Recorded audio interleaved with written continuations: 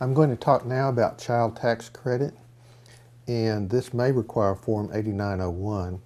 And if you look at our example, I'm showing $2,000 on this completed form, and I'll talk to you about how we got to that amount in just a minute.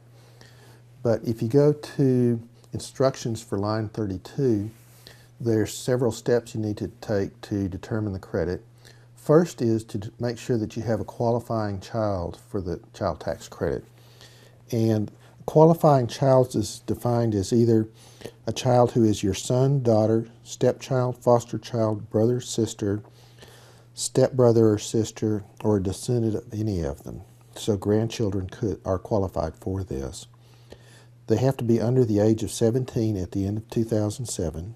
They must not provide over half of their own support in 2007. And they must live with you for more than half of the year. And they must be a U.S. citizen, a U.S. national, or a resident of the United States. So if this, once you determine that you do have a qualifying child, you must look at your adjusted gross income from line 22, and depending on your filing status, $110,000 for married filing jointly, or $75,000 for single, head of household, or qualifying widower.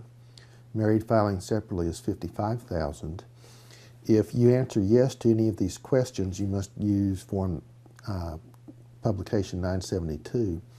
But no, you continue down to the next question, which is, are you claiming the retirement savings contribution credit? And if the answer is no, you can figure your child tax credit. And this is the child tax credit worksheet. In our example, I'm saying we have 2 qualifying children, and I multiply that by $1,000 and I come up with $2,000. Then the amount from Form 1040A, line 28, is $12,166. The next section, we add the amounts from lines 29, 30, and 31 from 1040A. And in this case, these are all zeros, so the total is 0. So are the amounts on line 2 and 3 the same? They're not. Line 2 is much more.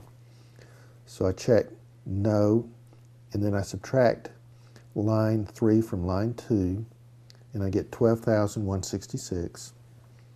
Is the amount on line 1 more than the amount on line 4? Line 1 is $2,000. Line 4 is $12,166, so my answer is no.